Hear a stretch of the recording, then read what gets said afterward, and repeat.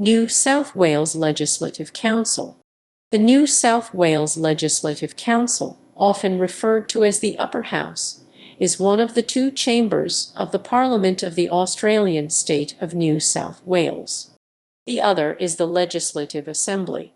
Both sit at Parliament House in the state capital, Sydney. It is normal for legislation to be first deliberated on and passed by the Legislative Assembly before being considered by the Legislative Council, which acts in the main as a house of review. The Legislative Council has 42 members, elected by proportional representation in which the whole state is a single electorate. Members serve 8-year terms, which are staggered, with half the council being elected every 4 years, roughly coinciding with elections to the Legislative Assembly. History. The Parliament of New South Wales is Australia's oldest legislature. It had its beginnings when New South Wales was a British colony under the control of the governor and was first established in 1823 by the New South Wales Act. A full 5-member appointed Legislative Council began meeting on 25 August 1824 to advise the governor on legislative matters. It grew to 7 members in 1825, and between 10 and 15 in 1829. Under the Constitution Act 1843, the Legislative Council was expanded to 36 members, of which 12 were appointed by the governor in the name of the Crown, and the remainder elected from among eligible landholders.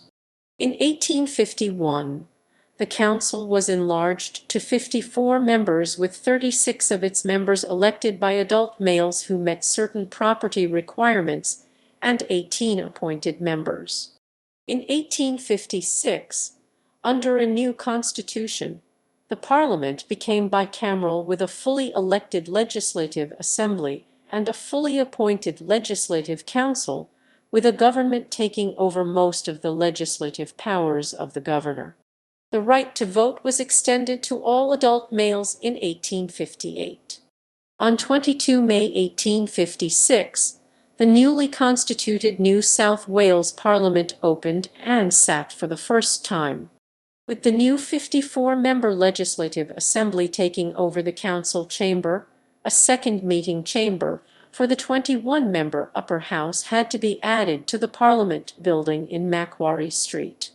In 1901, New South Wales became a state of the Commonwealth of Australia, and many government functions were transferred to the new Commonwealth government. In 1902, women gained the right to vote, and the current Constitution of New South Wales was adopted, and in 1918, reforms permitted women to be members of Parliament. In 1925, 1926, and 1929, Premier Jack Lang made attempts to abolish the Legislative Council, following the example of the Queensland Legislative Council in 1922, but all were unsuccessful.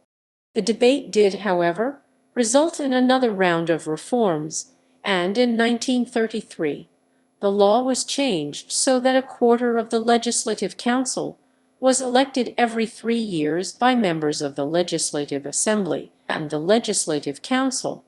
In 1962, Indigenous Australians gained the right to vote in all state elections. In 1978, the council became a directly elected body in a program of electoral reform introduced by the Rann Labor government. The number of members was reduced to 45, although transitional arrangements meant that there were 43 members from 1978, 1981, and 44 from 1981 to 1984. Further reform in 1991, by the Greiner Liberal National Government, saw the size of the Legislative Council cut to 42 members, with half being elected every 4 years. In 1991, the Legislative Assembly reduced from 109 to 99 members, and then to 93 members in 1999. As with the federal parliament and other Australian states and territories, voting in the election to select members for the council is compulsory, for all New South Wales citizens over the age of 18. As the result of a 1995 referendum, every 4 years half the seats in the council come up for election on the fourth Saturday in March, barring exceptional circumstances. The Queen of Australia has a throne in the Legislative Council, and Queen Elizabeth Roman II has opened the New South Wales Parliament on 2 occasions, on 4 February 1954, as part of her first visit to Australia, which was also the first occasion in which the monarch of Australia had opened a session of any Australian parliament. The other occasion was on 20 February 1992, during her visit to Sydney to celebrate the sesquicentenary of the incorporation of the City of Sydney, on which occasion she stated, "This is my second opportunity to address this Parliament, a Parliament which I described on the previous occasion, in 1954, as the Mother Parliament of Australia." It is interesting to reflect that that was the first time on which the sovereign had opened a session of an Australian Parliament. I was also on my first visit to Australia as your Queen. I have returned to New South Wales 8 times since then, and am always delighted by the warm and generous hospitality accorded to Prince Philip and me by the people of this state. On this occasion I have come to join in commemorating Sydney's first 150 years as a city. Presidency of the Legislative Council. From 1846 to 1856, the title of the presiding officer was Speaker of the Legislative Council, and after that date it has been President of the Legislative Council. Chamber. The Legislative Council chamber is a prefabricated cast iron building, intended as an iron store and dwelling with ornamental front, which had been manufactured in Scotland and shipped to Victoria. In 1856, when plans for a new chamber for the Legislative Council were not ready in time, this building was purchased and shipped to Sydney, where it was erected as an extension to Parliament House. The Legislative Council chamber is furnished in red, which follows the British tradition for the upper house. Composition and powers. Proportional representation, with the whole state as a single electorate, means that the quota for election is small. This almost guarantees the representation of minor parties in the Legislative Council, including micro-parties that might attract less than 2% of the primary vote but are elected through preferences. In the 1999 elections, a record number of parties contested seats in the council, resulting in an unwieldy ballot paper referred to as the tablecloth ballot paper, and a complex exchange of preferences between the numerous parties running candidates.